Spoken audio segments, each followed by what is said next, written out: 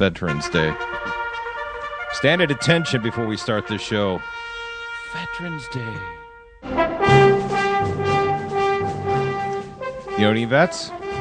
Yeah, my dad's a vet. Proud damn vet. Veterinarian or a vet? 4 years in the dental corps of the United States Air Force. Was he in the dental corps? He was on the front lines of tooth protection. he was. Was he in there? Well, you were home tucked in bed, safe. My dad was doing teeth. Was he in the torture part of it? Was he like, we need to get answers out of this guy? No, he was on the front battle lines in the late 50s, defending freedom, fighting communism, and extracting teeth. What a guy. And he did occasional polishes. On this Veterans Day, we have no Justice. Colleen Justice is not here. Hesley is here. I am here. Are you a veteran? I am not a veteran, but I do thank our veterans. I know a lot of them. I have a lot of friends who did service. My grandfather also was in the Navy. Nice. And so, thank you. Thank you, veterans. My dad was in the Navy. My uncle's served in Vietnam and got medals of honor and such things and battle bravery and all that stuff. What they did not have, though, was the cruise app. No. Oh, Blue and White Taxi. That. Yeah, they should. All veterans, we should. They should be using the cruise app. They don't need to worry about driving around town. Yeah, agreed. What is the cruise app, you may ask? Well, let me introduce you to the cruise app. Introducing the Twin Cities' newest transportation app, Cruise. C-R-U-Z, with no surge pricing ever. Cruise to that brewery. Cruise to that concert. Cruise to that ball game. Cruise home from that party. I like Tom Cruise. No kidding. I do. Sensing a pattern? Cruise. That's C-R-U-Z, the new app that saves you money with no surge pricing ever. Book in advance and save even more with Cruise. Download the Cruise app. Follow him on Twitter @TimeToCruise to get weekly ride discounts. Whenever you use Cruise. Download Cruise right now on iOS or Android. So there you go. All you veterans out there. My Uncle Ed was in the military for many years, and then he told people that he was all these weird jobs. This was in the 50s. We just found out 2 years ago that the whole time he was in the National Security Agency.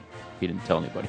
He was a secret for 50 years. He was like a spy. Yeah. He didn't tell anybody. He was a good spy. Yeah. Wow. So, I do a little technical writing. He was mediocre. I do, He wasn't a good spy, really. Yeah, no. He was just average. You saw him. His He's not reviews. real You do all right. Yeah. I mean, not up for promotion, but he was rated high in cleanliness, tidiness, and politeness, but overall appearance was like a 3. The comment cards were not flattering back then. That brought the average down. Yeah. Hey, got a big show today. We're going to be talking about, of course, those the GOPers. They debated last night. We'll talk a little bit about that. Cryotherapy. Have you guys heard about this? I cried a little bit this morning, so yeah, I know a little bit. So there's your cryotherapy. Freeze you or something? What? Yeah, oh, they're doing with some freezing stuff. Housing prices in Minnesota. How do we rank? And then we're about to right now give Michael Brindisi, very talented director out there at the Chanhassen Dinner Theater. He's done Broadway. He's from New York. And he is now also the owner of the Chanhassen Dinner Theater. New show just opened up last weekend. It's fantastic. Sister Act. Ooh. The Whoopi Goldberg movie is a Broadway musical, and it's playing at the Chanhassen Dinner Theater. So we're going to ring him up right in a moment. But first, let's get this show started, shall we? Congratulations. You found the Twin Cities hit show. Very well. Where do I begin? Ladies and gentlemen, can I please have your attention? You're lucky to be here. Thank you, sir. Reach for this one. And now, a real hit show. We're moving into the valley of the shadow of death. Live from the Twin Cities. So let us understand the situation. We are going into battle against a tough and determined enemy. It's the Twin Cities hit show. I can't promise you I will bring you all home alive. Coming to you live from the Alive and Social Network studios. But this, I swear, before you and before Almighty God, that when we go into battle, I will be the first to set foot on the field, and I will be the last to step off, and I will leave no one behind.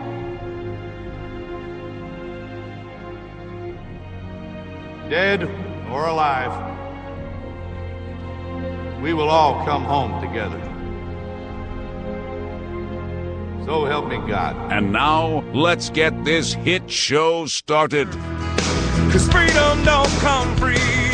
I'm an American soldier, an American. That was name that actor. That sounds like Mel Gibson. Right. Right. Kind of ruins the gravitas of what he was saying was so really cool, but it's the same guy who called the cops sugar tits on the highway in Malibu. He hates my Jewish people. Yeah. My problem was when that was on, CNN is on in the background here too, and Ben Carson was up there. Oh. And so I just, in my head, Ben Carson was saying all those things. Leave no one behind. Another one. Another bit. Yeah. What a shame. I loved Mel Gibson, and I honestly can't even get past it. Good speech. Well, he hurt your people. Movie was When We Were Soldiers, and it's great military speech. Ben Carson is not a dynamic speaker. No. Our future president, Ben Carson, is going to be a horrible dynamic speaker. His wife is quite a singer, though, huh? Did you hear that? National anthem? Oh, my gosh. Okay, so Please tell me she's good. It's terrifying. Oh. It was bad. It was like... Oh, and how do I say this? She at least she has her looks to fall back on. Again, yeah, I mean, the poor woman. And then I'm like, who are their handlers? Who's letting this happen? It's on national TV. I'm now going to have to look this up. Yeah, look it up. I mean, the sound of it was like a small town church lady got up there. You know what I mean? She's like 150. Small town church lady got up there. Yeah. That's kind of what she is. That is true. But, where you're sitting there in church and you're like, oh my God, you can't stop like putting your head down to laugh because it's so terrible.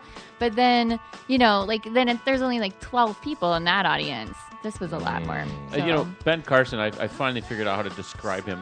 I dabble in these dating sites. One of those Plenty of Fish, where you can pick your body type, but there's no standard. If you fall here, so a lot of these people are like, I'm athletic. Oh, yeah, he's the type who would call himself athletic on his dating profile. Ben Carson's a good-looking man, actually. He's attractive. Hey, we got to speed up. We got to get to Michael Brindisi. First, I want to plug that Sick of Sarah will be here in studio tomorrow. They've got a big gig coming up here in the cities. They've been on tour all around the United States, but they're doing a hometown pit stop, and that's going to include the Twin Cities hit show tomorrow morning. I hope that I don't get sick of Sarah. How could you? I like these guys. I said this yesterday. Yeah, they're good. I hope they don't get sick of you, Chuck. All right, so let's give Michael Brindisi a call. I told him we'd call like 5 minutes ago. Hopefully he's still there and not doing Broadway-type things because, when you're a big Broadway guy and owner of the Chanhassen, you might be. This is Michael. Michael Brindisi, it's Rusty Gatenby. Hi, Rusty. How are you? Good. You're on our Twin Cities Hit Show. We have Chuck and we have Hesley. Say hello to Michael. Hi, Michael. Hi, Michael. Hi, how are you? Hey, first off, fine, thanks. Fabulous show last Friday night. Sister Act at the Chanhassen. Was that opening night for everyone? That was opening night, and if I had known you were going to be there, I would have had an extra habit for you. Like smoking? I know you like to get on stage. Yes, I've joined. I've forced myself into your productions a couple of times now, and it's always been fun. Well, next time you come back, we'll find a walk-on for you. Well, is this a unique challenge for you in casting this show? Because you seem to have a steady group of actors that go from show to show, but this time you got new people joining the show. Well, I always try to mix it up a little bit and try to have some fresh talent and some of our veterans. I would say, pretty much on average, I do that about 50-50 per show. All right, okay. Yeah, so I don't think this one was any different. I mean, it's a different kind of show for us. And it's a little, pushing the envelope a little bit, and we're kind of trying to develop our audience. And in that regard, it's a little bit scary, but we're doing well with it. I mean, it's selling really well. Good. The advance is quite good, and we're thinking we got pretty much a good 4-month hit on our hands. Yeah, well, definitely always top-notch productions out there, and this one again is just fantastic. Now, why do you say your this production is kind of pushing it? What do you mean? Well, it's a little bit more. Well, first of all, it's new, and all the music is new, and so nobody really knows the show. I mean, they know the movie, but this is original music by Alan Menken, and it's a fantastic score. And people might come expecting to hear some of the songs from the movie, and they're not in the show. The show has its own original score, and I think that's really commendable. I felt the same way about Mary Poppins. The wonderful thing about these new shows coming out, the creative teams are not afraid to not just transcribe the movie, but to make the play something a little different. And I think that both of our last two plays succeeded in that. So, if you want to see the movie, the movie is available on video, but the play is quite different and a lot of fun and a completely different score. Because there's a moment in the first one where Whoopi leads them into "I love him," and that's not in the Broadway show. No, it's not, and that is a fun moment in the movie, and we have lots of great music in this show. Well, and for people who don't know, this show. I like the show a lot. I like it because it's fun, it's funny, it's goofy, it's silly, and then ultimately it delivers a punch to your solar plex. It's just got a really good message and a real touching ending, and people really are surprised by that. Hesley, Chuck, do you know who Alan Menken is? No. I'm going to look him up now, though. Michael, tell everyone they do know who Alan Menken is. They're just not familiar. Alan Menken's resume, go. Well, mostly Disney. He's most famous for most of the Disney scores: Beauty and the Beast, Little Mermaid. He's won. Show. He's won like an armful of Oscars. Yeah, and he's the one thing about Alan Menken is he can do all styles. I mean, this I think was a lot of fun for him because it's 70s music and 70s style, and he really gets into it. Some of the backups are really quite funny when the thugs in our show start to sing the backup. The audience starts laughing just because they're sort of goofy 70s backups. How did you? Let's talk about Michael Brindisi for a moment, shall we? How did you first stumble into the Chanhassen Dinner Theater, you New York boy? Not my favorite subject. I grew up in Philadelphia and made periodic trips to New York on the Amtrak, and saw shows in the 60s and 70s in the golden age of musical theater, and started auditioning at long distance from Philadelphia. I'd go up for a day and do an audition and come back, and I was in high school shows. Really, nobody in my family was in theaters. I don't know where. I mean, I did play accordion like most good Italians, but I don't know, there wasn't a whole lot of theatricality in our family, but I did love theater, and I got turned on to it when I saw a production of Golden Boy with Sammy Davis Jr. in New York City, and it just blew me away. And I said, that's what I want to do, and off I went. I had a little fling with Broadway. I got cast in the national tour of the Broadway musical Grease, and went on the road with that for 56 weeks. What was your role?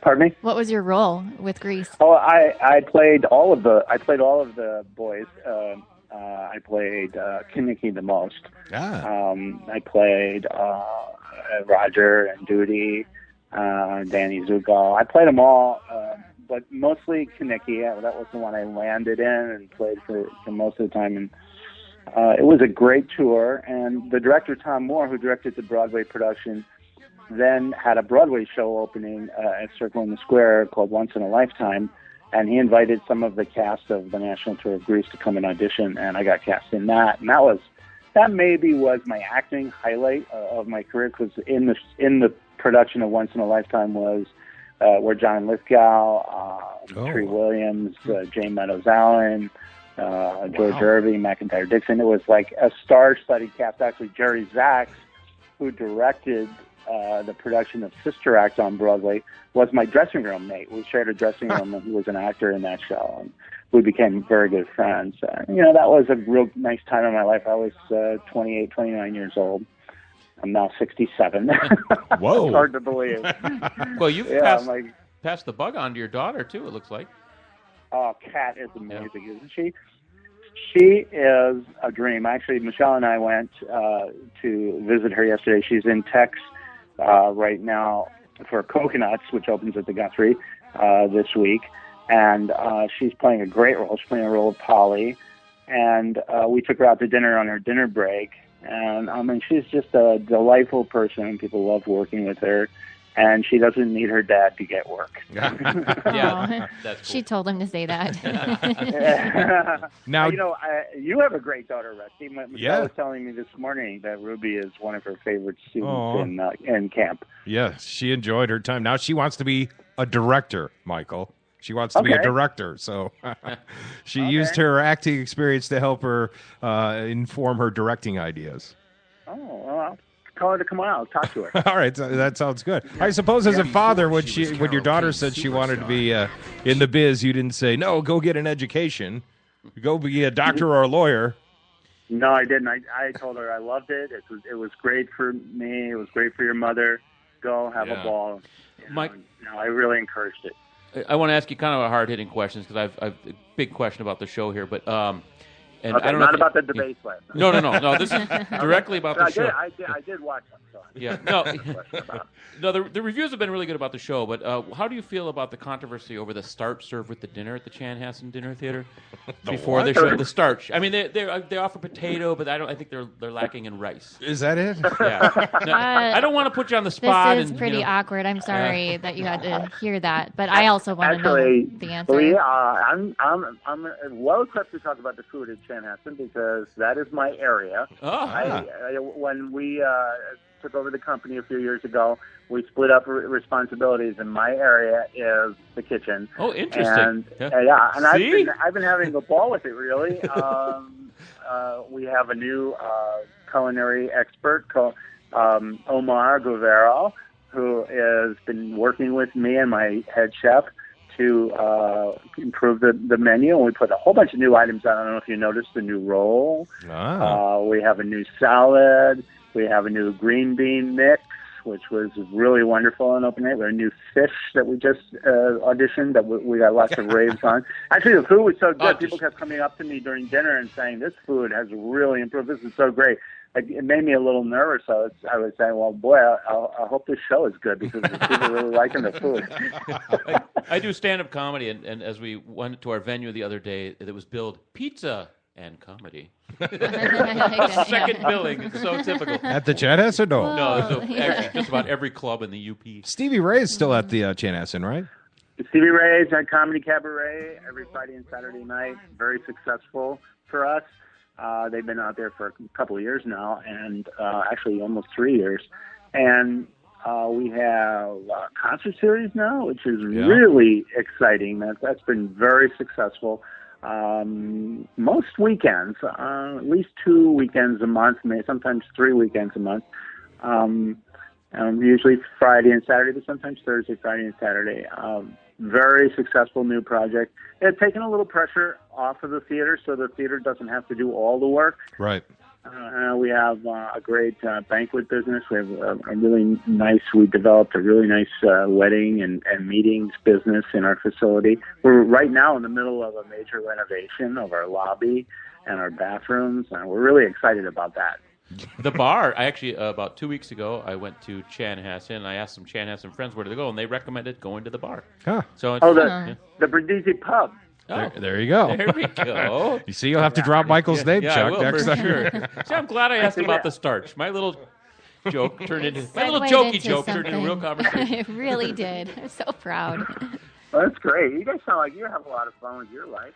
We are. We're trying to. Now, you mentioned the ownership. When did you guys take over? We purchased the company in 2010. Okay. And we purchased the property and the building just 2 years ago in 2013. And things going well then?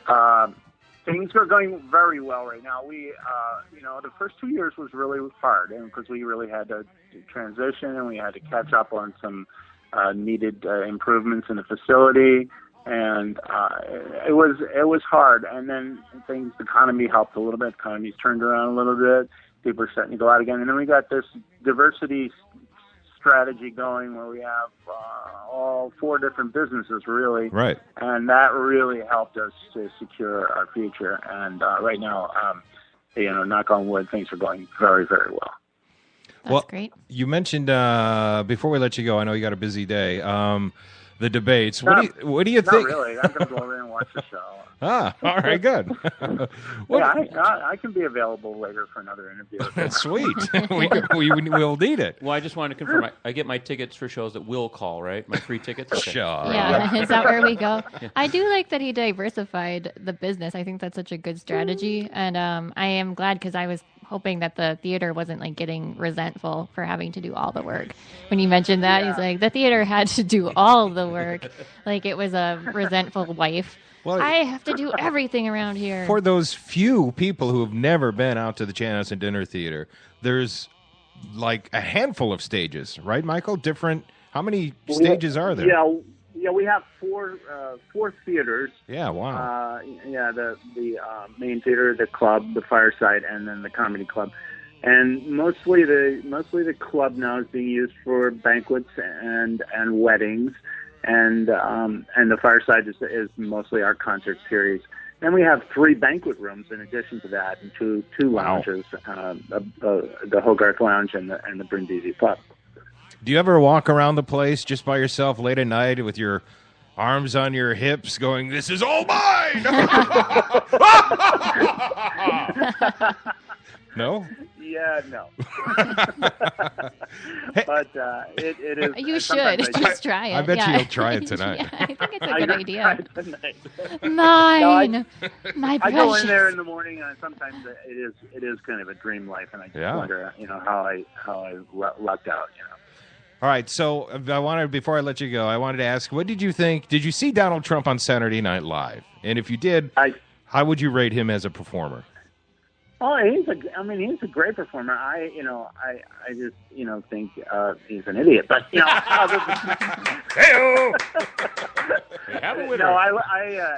think he's a performer. But I'm nervous for the Republicans because I want them to get their act together.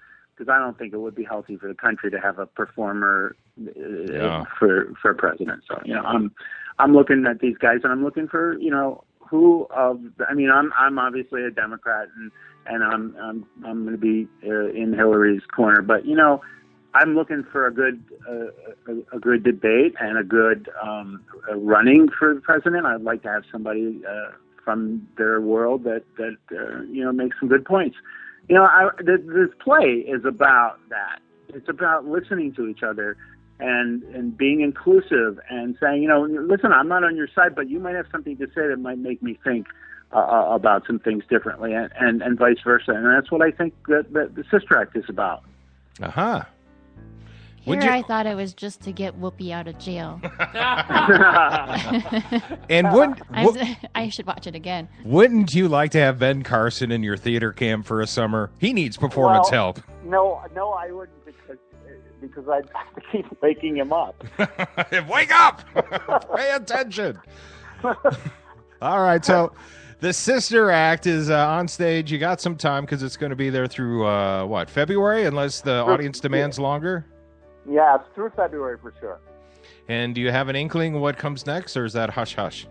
No, we are doing Disney's Beauty and the Beast next. Oh. That'd be fun. Mm-hmm. Awesome. Yeah, I'm just trying to mix it up a little bit, the clearly family entertainment, maybe, a little more adult entertainment. Try to have our corporate groups satisfied and our families satisfied.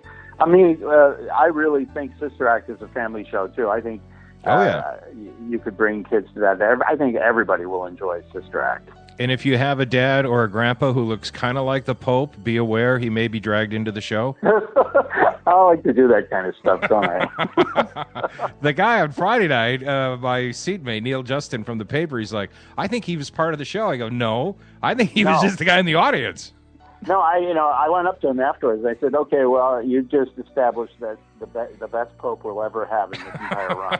That guy just got totally into it. He was dancing. He had the look. He was great. He was just Uncle Bob out for a prime rib dinner. He had been to the bar shortly before the show. Real duds since we opened. I mean, it's been like, come on, get up. He couldn't get anybody charged until Friday night. Oh no, he was fantastic. Oh, and also, what about? Have you kept up with our Amy Adams? Yeah, we talk to Amy a lot. She's real good friends with my business partner, Cameron Kangas and Claire Adams. Amy's a dear, sweet person and hasn't, she's become incredibly successful and hasn't changed a bit. She's just a doll. And she was at Chanhassen Dinner Theater for how long? We did 4 shows. I think I did 4 shows with her at Chanhassen. Wow. 4 or 5. And Nice. then she left to do Movies. what's the movie? Drop Dead. The one movie she shot here. Drop Dead Gorgeous. Drop Dead Gorgeous, right? Yeah. And then I let her. She was in Brigadoon, and I let her go for 5 weeks to do that movie. And then she came back and she said, "I'm going out to California." And I said, "Oh, don't do that." She did. And she's a great lady and a real sweetheart. She's one of the rare exceptions of a redhead I would definitely date. Hey, I'm right here. Oh wait, we've already dated. You're also one of the exceptions, Rusty. One of my favorite song moments is "The Life I Never Led." Is that right? Is that the name of it? Isn't that a great song? Yeah, that's and one. Britta Ullman sings that so beautifully. And it really has that Ellen Menken flavor to it. It kind of brings the crowd to their feet when she's done. Yeah, the score is just amazing, and the guy is really incredible. Very cool. So, all right, Michael. Well, I will get myself fitted for a habit. I'm available.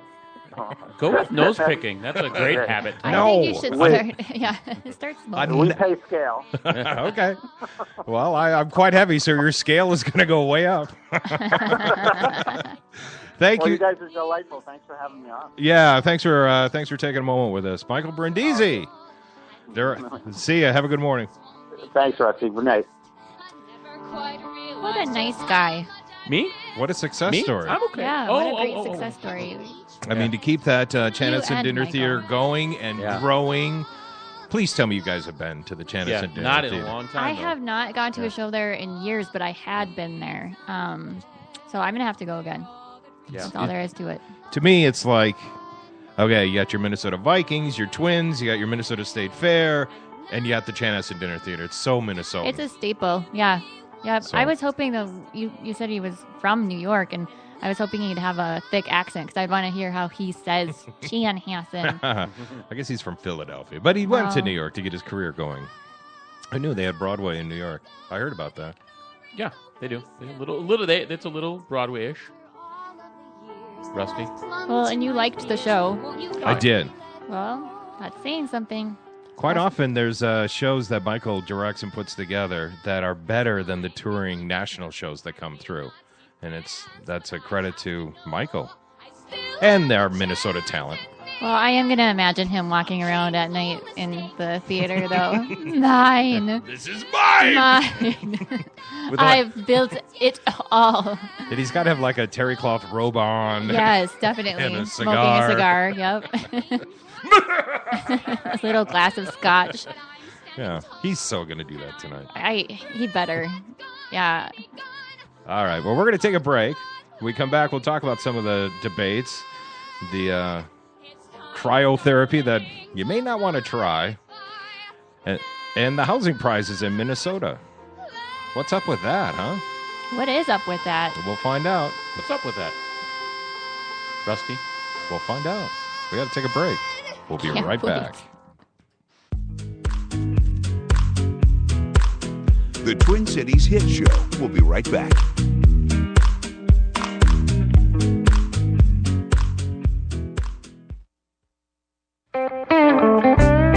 Third Street Brewhouse, built on a perfect site in Cold Spring, Minnesota, combining the state-of-the-art brewing facility with exceptional water. Hello, did we mention Cold Spring, Minnesota? They have a dream team of world-class brewers, resulting in unprecedented crafted beers. The core styles of Bitter Black IPA, Lost Trout Brown Ale, and Rise to the Top Cream Ale are intriguing yet satisfying. And look forward to seasonal and specialty beers. Nothing fancy, no fuss. It's all about the beer at Third Street Brewhouse.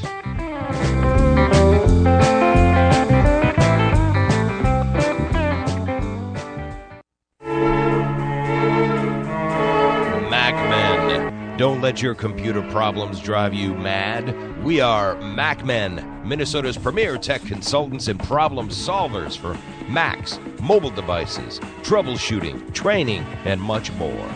No more dragging your computer all over town because we come to you. We love making house calls to your home or small business. MacMen.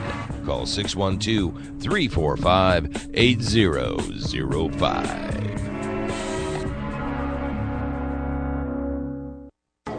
The Rusty Gatenby Review is the entertaining show about entertainment from movies, music, and more. Award-winning TV guy Rusty Gatenby and his review is the podcast with the biggest cast in entertainment, part of the Alive and Social Network. You can get that Minnesota connection to Hollywood and beyond any time of the day or night simply by clicking on the RustyGatenbyReview.com. That's the RustyGatenbyReview.com, part of the Alive and Social Network.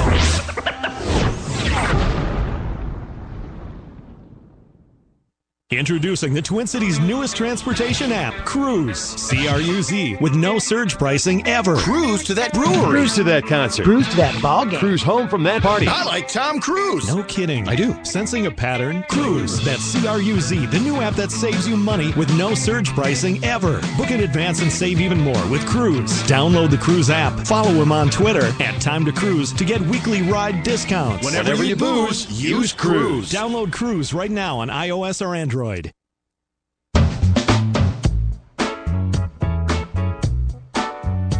listening to the Twin Cities Hit Show. Say it 3 times fast. We just dare you. Baby, what you doing now? You're pissing me off. Well, they didn't get too pissed off last night at the debate. Did you watch any of it? I refused to watch it because I'm moving to Canada. I did not watch it either, but I don't know. I mean, yeah, Ben Carson. Like, are we angry that he potentially did not stab somebody? Like, is that what we're upset about, or we're just mad that he lied? Because it's coming across to me, just seeing the recaps, that people are really fired up because he didn't do it. Like, we all hoped he had stabbed someone. No, I think it's that we find he's been exaggerating lots and lots of things, which ideally you want your president to be more truthful. I would say so. And you want them to be stabby if it's necessary. You want them to be stabby, Ashley. Stabby president. And that is the flip side. It's like, okay, so the truth is you were pathologically angry? Okay, that's not good either. That's not good. He's got a Brian Williams problem, Rusty. Hammer at his mom's head, a lock on his... throwing a padlock smashing a padlock into his buddy's head. And... I mean, you're right. Like, either way, it's bad. Yeah. Either you have serious issues, or you're a pathological liar. Or horrible aim with padlocks. Or horrible aim. Yeah, and none of those are good. He's such a sleepy speaker that I can't believe anyone's even listening to him. I am sorry. I'm going to stab your belt buckle. Stab your belt buckle. Yeah, I don't know. It just like that. I can't really listen to him. You're the same thing. Just I get his so speaker is like, can you spit it out? I don't care if it's a lie. Just get it out. I want to hear it, and then let's move on. And I would not be a good moderator. And I can't watch the debates without getting my blood boiling, because I'm like, you're still spouting lies and stuff, and then it just sits there as statements in reality. I really like and Obama's ruining this country. 8 years ago, we were in economic cliff, about to go into the biggest depression ever. We've now, they're saying, of at least factual accounts, that Obama's economy has paid off the debt that George Bush rang up. Is that true? Yeah. Wow. Yeah. Thanks, Obama. Yeah, I blame Obama. I blame him. Unemployment's down. Bin Laden's dead. Bin Laden's down. You know, so Obama's ruined. We can't have 8 more years of this. 8 more years of prosperity. The arrow going up instead of down. What are you talking about? Yeah, I suppose. We're generalizing. You're generalizing. Rusty. Well, we're complainers. By nature, we have to complain. Because when Bush was in office, Bush is ruining this. You know what? You can't turn a cruise ship in half a second. And Bush had 8 years. Yeah. That's not half a second. I know, but... And then Google fact-checked or whatever on Republican presidencies and Democratic presidencies and the economy and all that stuff. 70 years of research since the Depression.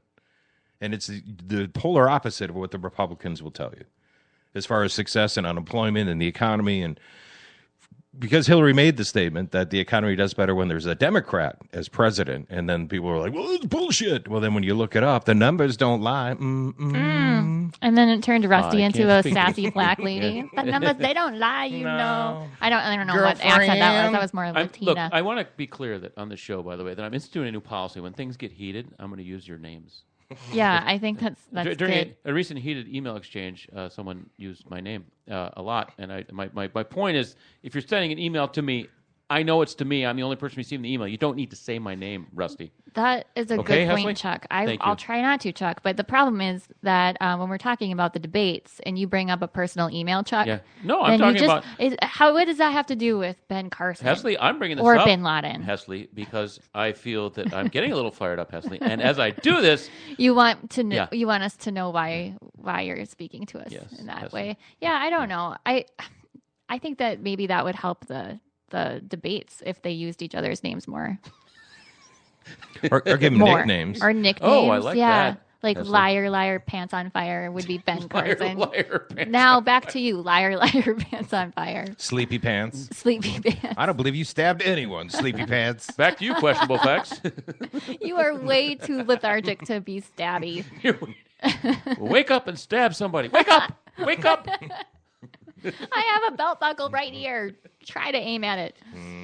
Well, here's a highlight from that debate last night. Just a highlight. The latest Republican presidential debate revealed sharp policy divisions among the candidates. Unlike their last primetime debate, they did not complain about the questions. And the focus this morning is on their answers. Some of the biggest disagreements of the night centered on immigration. Candidates also argued over tax cuts, military spending, and U.S.-Russian relations. Hold it. They blew up. Wait a minute. Donald Trump clashed with John Kasich and Jeb Bush on deporting illegal immigrants, an issue that could loom large in the general election and has already divided the Republican field. For the 11 million people, come on, folks, we all know you can't pick them up and ship them back across the border. It's a silly argument. Unless they had Cruise app. And then It's not an adult it would argument. It makes no very sense. easy. Trump dismissed Kasich. Let me just built an unbelievable company worth billions and billions of dollars. I don't have to hear from this. Good for you. I don't have to listen to Then made him. room for Bush to weigh in. Thank you, Donald, for allowing me to speak at the debate. That's really nice of you. Really appreciate that. Even having this conversation sends a powerful signal. They're doing high fives in the Clinton campaign right now when they hear this. High five. Marco Rubio and Rand Paul sparred over military spending and federal deficits. How is it conservative to add $1 trillion in military expenditures? I know that the world is a safer and better place when America is the strongest military power in the world. Ted Cruz, who like Rubio is gaining on Trump and Carson, unveiled a plan to eliminate 5 federal agencies, but named only 4. 5 major agencies that I would eliminate: the IRS, the Department of Commerce, the Department of Energy, the Department of Commerce, and HUD. Carson briefly confronted questions raised about parts of his life story. Thank you for not asking me what I said in the 10th grade. I appreciate that. Carly Fiorina, looking Or I to will regain stab you. momentum, argued she is better equipped than Trump to handle Russian President Vladimir Putin. And I got to know him very well because we were both on 60 Minutes. We were stablemates. I would not be talking to Vladimir Putin right now, although I have met him as well, not in a green room for a show, but in a private meeting. And Trump drew audible boos when Fiorina followed the lead of others to claim a piece of the conversation. Why does she keep interrupting everybody? She's a woman. Terrible. Anyway. What an embarrassment politics in the United States is It's to just- the rest of the world. I can't listen to Trump say anything without smiling and laughing. Like it's just, even if he says something intelligent, I can't I listen don't know, to his Heather. voice. Everything he does here, I can't. not even bemused. I'm just angry. Those are the two leaders. Yeah. Sleepy Pants Yeah. and Yeah. Mr. Orange. Sleepy pants. And Mr. Orange. That makes me think of like poopy pants too, like sleepy Hey. poopy pants. What are you going to do? Stab me, Mr. Sleepy Pants? I bet you won't. But you'll lie about it later. I'm so angry right now. I'm fit to be dead. I can barely enunciate, but I am angry. I'm gonna take this knife and slide it on over there. Oh, boy. Well, we got a year. Hopefully it'll be Oh. figured out. I just see nothing over on that side of the aisle. But anyway. I think. Well, why bother? They're ruining the country. Yeah, there you go. I don't. I'm gonna have to get more involved because I mean, really though, like nobody seems great to me right now. Wait a minute. What are you going to do by getting more involved? I don't know. Let's be careful. Pay attention. I'm not gonna do anything. I But pledge to. I'm gonna start paying more attention. That's how I get involved. Listen for a week or two in July, and then for about a week in October, and then vote. That's, that's really pretty much all all you it do. takes. I should vote this year. Right now, Next it's, year. for me, it's more of just an amazing piece of American culture Yeah. and a sideshow, and it's crazy that Donald Trump and Mr. Sleepy Pants are the two top contenders. It is crazy. Yeah, They've never held elected office, but they're about to, in the Republicans' opinion, be the perfect choice Yeah, to but run we the remember nation. Republicans also had Sarah Palin. You know, they're not the best Hey, rest picker my outers. case. I think they could pick, better Well, choices. Michelle I don't know. Bachmann. Yeah. Yeah, well, there you go. Obama had limited political experience, and he actually turned out okay.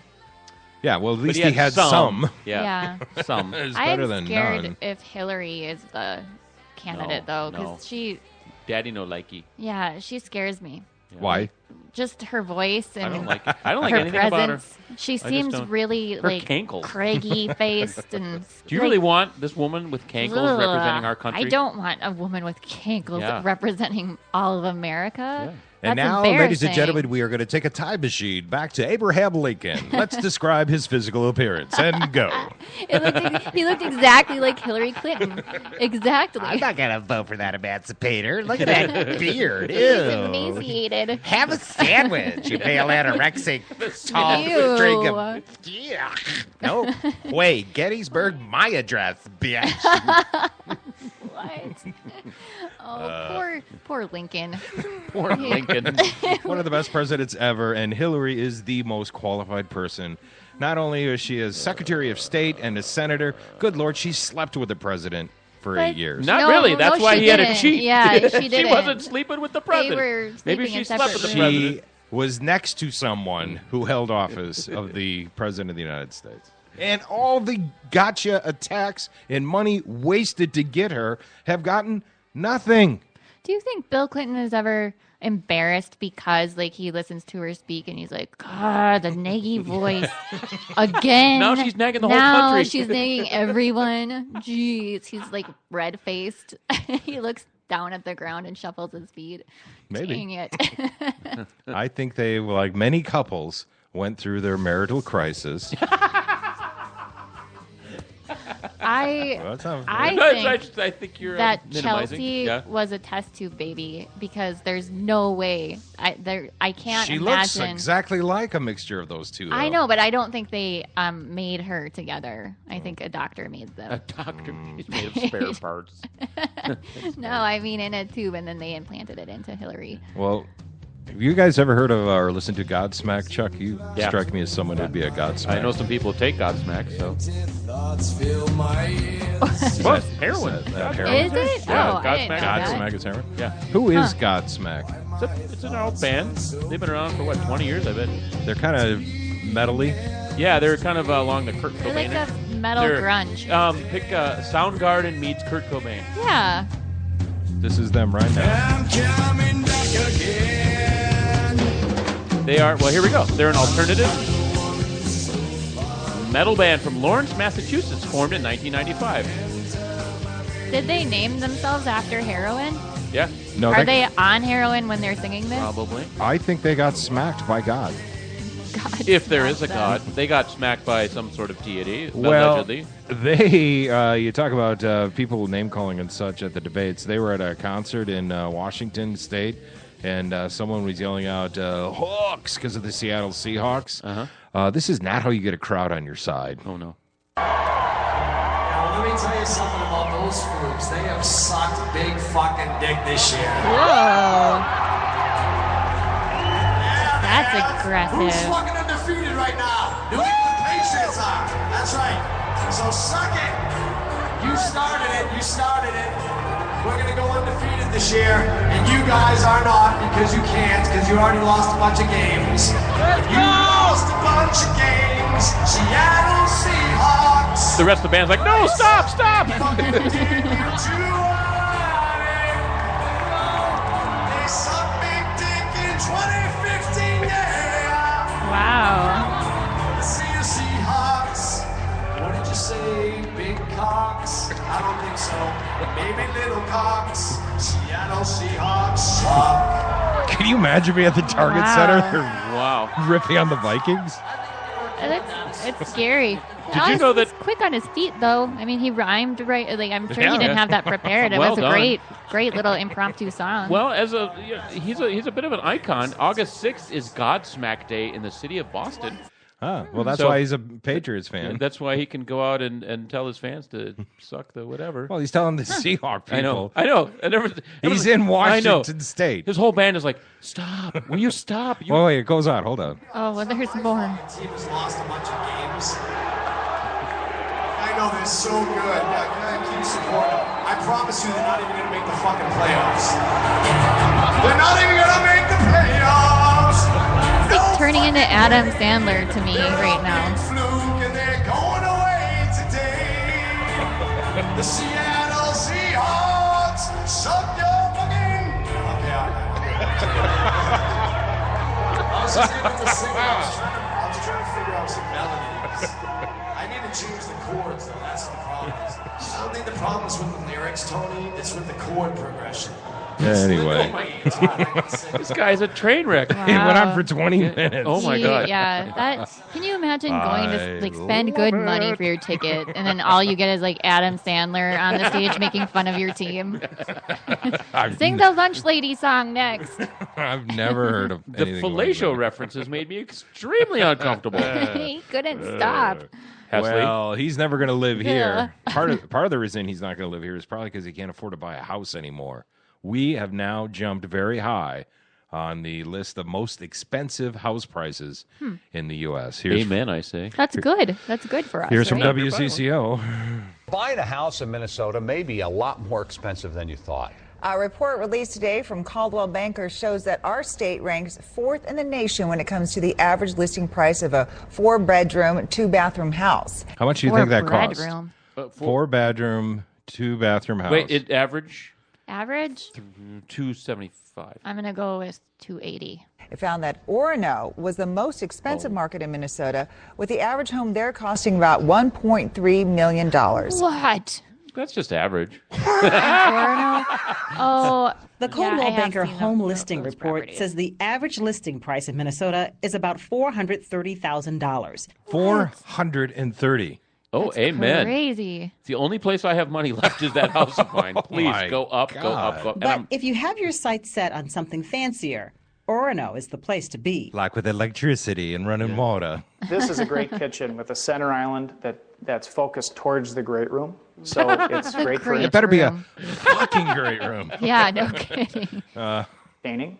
Real estate agent Greg Larson showed us this 4-bedroom house that's for sale on Carriage Lane in Orono on a 2.5-acre lot. It lists for $1.2 million. After Orono, the list. Where are these jobs? How much do you have to make to buy a $1.2 million house? you would have to be the host of at least 2 podcasts. I would say a minimum of 2. We got to get the mortgage guy who has his podcast show. Yeah, Tom. Yeah, we should ask him how much can we make. I don't think I'd want to live in Orono, however. It's pretty far west. Of the most expensive cities in Minnesota include Medina, Edina, Shorewood, and North Oaks. Any of them? No, thank you. North no, Oaks thank is you. cheap. No, thank Yeah, you. No, that's thank really you. nice. It's one of the top. It's the only community you can get lost in for the rest of your life, looking for a party that happens. At least Edina there. is closer in. You called I'm in. calling in from North Oaks right now because I got Can't lost get out. going to a party when I was 22 years And old. you're still there. I was there for before GPS. I got lost for 2 hours in North Oaks. They make the fancy roads that just twist and wind to nowhere. Yeah, I mean to different neighborhoods. Yeah. Have you ever been to that place? They have a little guard tower out front. Yeah. It's privately owned. Of course you have. You have all these friends. Yeah, all these little ritzy friends. I thought he lived in Maypoint. Well, he may now. Oh. He moved. Dave, you need to keep me list of updated. most affordable cities in the state is Sauk Rapids, with an average listing price of $172,000. Moorhead, Albert Lee, Fairmont, and Owatonna are next in line on the affordable list. I'm from Austin Albert says Lee. over the last 20 years, Minnesota's It is reputation for affordable. being a great place to live has widened. And that's why we're now ranked the 4th most expensive state to buy a house. So there you go. I heard you got to have, because I've owned 4 houses so far in my life, and it's usually like 2.5 to 3 times your income. So you got to be making $400,000 to buy a $1.2 million house. Yeah. How many $400,000 jobs are there that you can? I don't know, but if we can get a list, I'm going to start applying. Wait, 3 I feel times your income? qualified. I need to move quickly. I can't Yeah. afford the house I'm in. 3 times my income. Are you kidding me? 2.5 is even a safer. I try and keep mine at 2.5. Let's just relocate to Albert Lee. It's hoppin' little town now. It's a hopping little town. The least expensive place to live in America is Cleveland. Oh, Big surprise. Their 4-bedroom, 2-bath house is $77,000. And they have kidnapper houses there. Yeah, so what? They they have a really vibrant art scene. Cleveland is actually a cool town. I wouldn't want to live there, but it's great to visit. There the plays and the music and this the social... Mistake by the Lake? Isn't that Cleveland? No, Yeah. that's the Homer. Yeah, that's Cleveland. Yeah. What do they call that? They have a whole area there. The docks. What's it called? I don't know. The Flats. The Cleveland Flats. It's all bars right along the lake. It's cool. They must not have high-paying jobs if their houses are only $77,000. Picture all of Northeast Minneapolis. If you could get them to screw like bunnies, multiply really quickly, and move that entire population to Cleveland, they all talk like this. It's like kind of a New York sort of Northeast sort of thing, and they're all Polish. Weird. I would fly over Cleveland on my way to the Toronto Film Festival, and I could look down and see the little stadium right there on the edge of the lake. They have a great stadium. They have Cedar Point, one of the best amusement parks in the country. Why were you out there? Oh, my cousin's out there. Yeah, well, there you go. We had a family reunion there. Breakers. It was right before he got lost in North Oaks. It was his trip. I thought it was North Oaks. Yeah. No, very different. Very, very different. So imagine a $1.2 million house in Cleveland. Oh, my God. I'm moving to Cleveland. I'm moving. Hey, this just in. I'm moving to Cleveland. I bet that house will have like at least 8 great rooms. Yeah. And here's our next great room. Here's our greater room. This is the great room that leads into the greatest room. Yes, we're heading to the greatest room. We don't even put water in all the toilets because we couldn't possibly use them all. All right, so before you go to Cleveland, you may want to try cryotherapy. That is, if you want to die. You heard about cryotherapy? I just really get emotional. No, not cry. Freezing. Oh, not cry therapy. Cryotherapy. Check this out.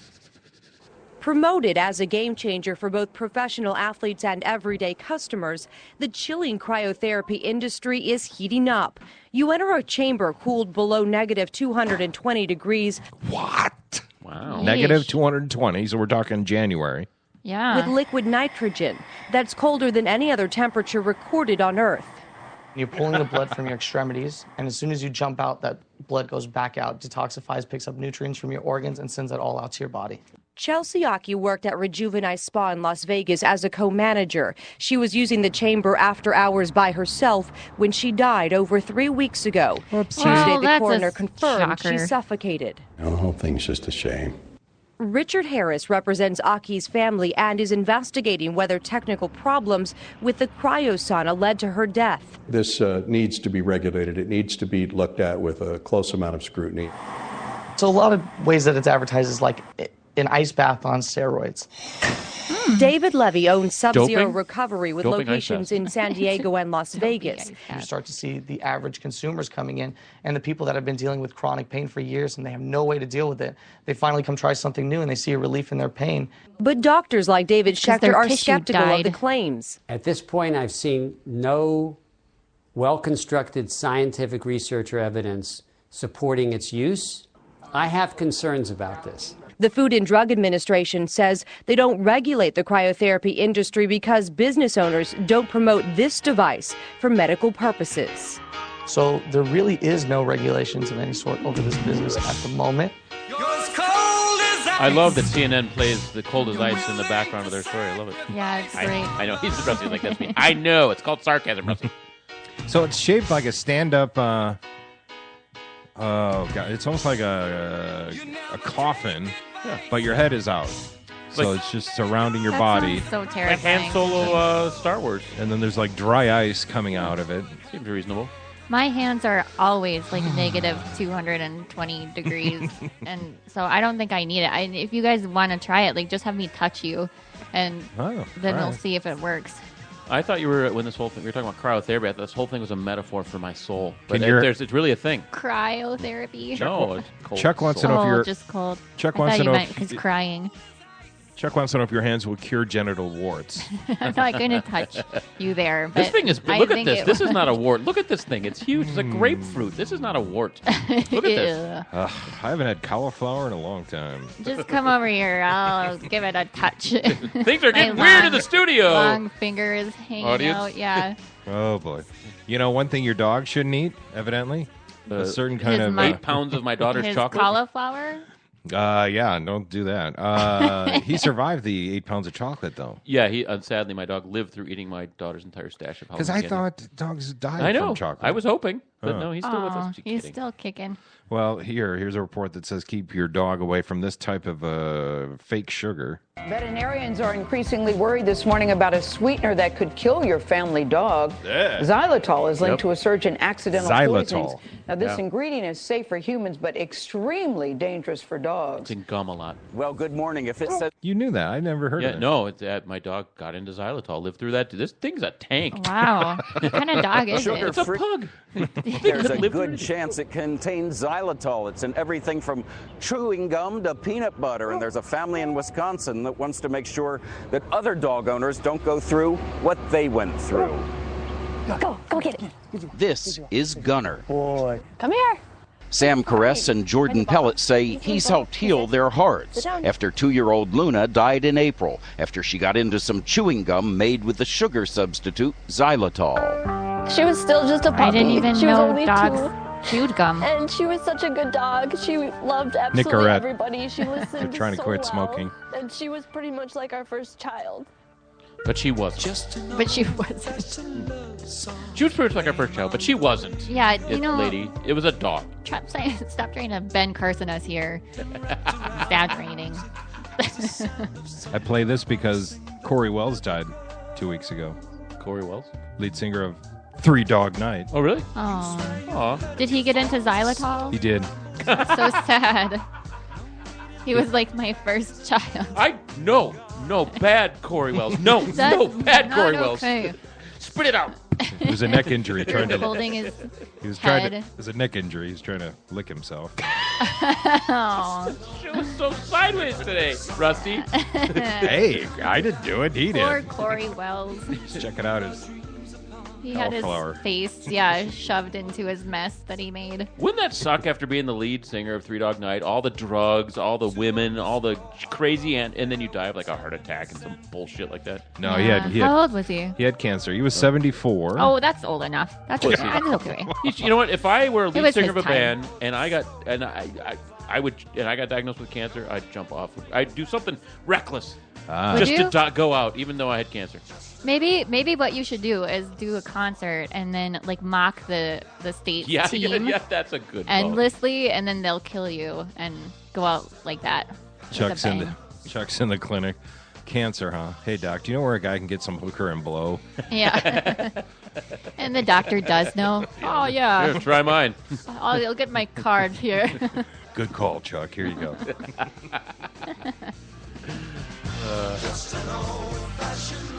All right. Well, on this Veterans Day, I'm going to end with the story about a veteran who is swimming the length of the Mississippi River. Wow. He started in August because, as you know, the Mississippi starts here in Minnesota, and he's almost to the Gulf. Here's his story from CBS. 5 months ago, a Navy veteran started his mission to bring attention to the families of the fallen by swimming the entire length of the Mississippi River. There he Though goes. he's a former Navy SEAL, Chris Ring doesn't consider himself a strong swimmer. But every day except Sundays since the 6th of June, this decorated combat veteran zips up, jumps into the Mississippi River, and proves otherwise. It's always that first little chill going up your back.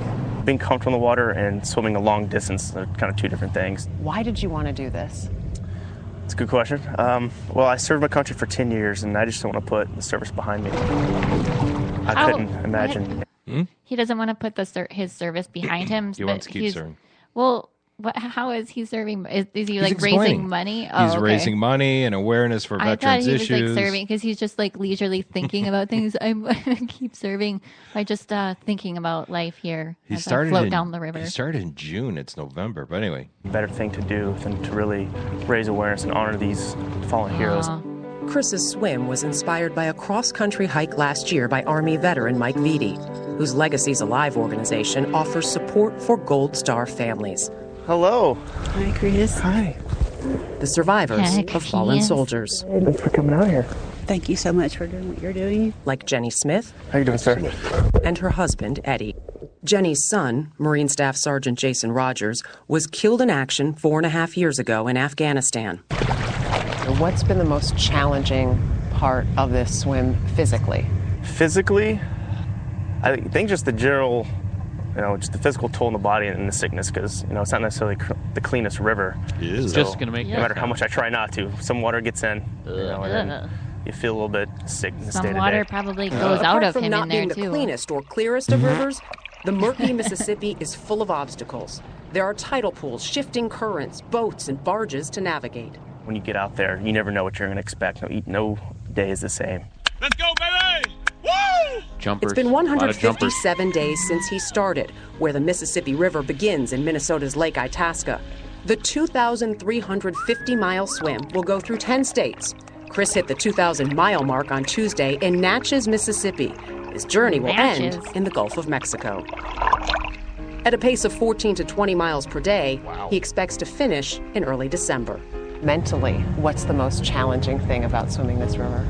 I would say out of, physical and just mentally challenging, the mental part is probably the most difficult. It's such an emotional and powerful thing, meeting families day to day, hearing these stories. How many times have you thought, I can't do this anymore, I need to stop? 0. Well, then it can't be that hard. I mean, you never wanted to give it up. Wow. It's easy now. Chuck, it just seems easy to me. Don't use my name. 14 to 20 miles good for a him. day in That's that impressive. cold, polluted water. Yeah. It's impressive. I think so. think that's amazing. I suck at swimming. And he even said, I'm not a strong swimmer. I would and he's last a Navy SEAL. Probably 5 minutes. I'd get in at Lake Itasca and I would get out at Lake Itasca because I'd be like, you know what? I did my best. So I'm done. How it works, you were asking, how does this? It's just in the water swimming. His story, local media all along the way found out, what, this knucklehead is swimming 2,800 miles? And so newspapers and reporters come out, and then families whose sons and daughters have died, they come out. So it's a media event all along Okay, the so way. it does. Yeah. I've seen this story. Yeah, and then raise there's awareness. money gets raised and donated, Sure. and here's the families and veterans who need it. So, yeah, he's had one long media event he's been at it 157 days. So... How do people talk? Does he get out and I mean, I'm sure he has to get out sometimes. No, here's how the conversation goes. Hey, I was just wondering. I know. That's what I was thinking. You're in a little paddle boat right next to him. Hey, and he's like, leave me alone. I'm trying to focus on swimming. Ben Carson, go. I think that his forward team says, look, he'll be stopping at this harbor or this beach or whatever, and then the press gathers and the newspapers, and because our news department wouldn't pass that up either. Guys swimming this length. I wonder what he eats. Does he just stop and eat spaghetti? Tons of it, like the marathon runners. Or sounds like he eats floating tampons. Oh. I was An say, old condom. The hardest part of that whole thing would be avoiding all the jumpers on the way down. People jump in that river all the time. No, barges would be the worst. Yeah. Those things are so huge, you never think to look for a little dot swimming. Yeah. But he's got a guy in a kayak in front of him. In a kayak. Which is also small. And that guy, God love him, whoever he convinced, No, you'll be in the kayak. Yeah, well, that's still... You don't get any of the glory. Yeah. Right. And your It's arms bored. are falling Yeah. off. Oh, God. He's so bored. He tries to read a book when they're floating nicely and can't really get into it. He's 12 pages into Infinite Jest. Tampon, dead ahead. Well, he's almost done, and I say good job and happy Veterans Day to everyone. And if you know someone in your life, give them a call. Tell them how much you love them. If you see anyone in uniform today, as you always should, thank them for their service. Those men and women. Right? Right. Exactly. All right, so tomorrow we have Sick of Sarah on the show today. They've been touring the nation. They haven't been swimming the river. They've been touring the nation. They'll be on the show tomorrow and performing live. I'm already sick of Sarah. Yeah. I'm bored of So her. sick of it. She's I'll tell them you said that. No, come on. I know. They'll They look be awesome. sitting right there. Yeah, I'm not even kidding. We're setting up the equipment tonight. We'll have be here at 9 a.m. for a mic check tomorrow. Okay. And that'll be a good way to wind up the week. We're going to wind up the day today with Johnny Cash singing the Battle Hymn of the Republic. Take it away, Hesley. glory, glory. I'm And surprised I now- knew it. Phew. I think I'm as good as Ben Carson's wife singing. So Oh, I am going to have to look that up. Oh, boy. you have All to. right. All right. Have a good day, everyone. We'll Happy see you tomorrow. Vets Day. Bye bye. His truth is marching on. I have seen him in the watchfires of 100 circling camps. They have builded him an altar in the evening dews and damp. I can read his righteous sentence by the dim and flaring lamp. His day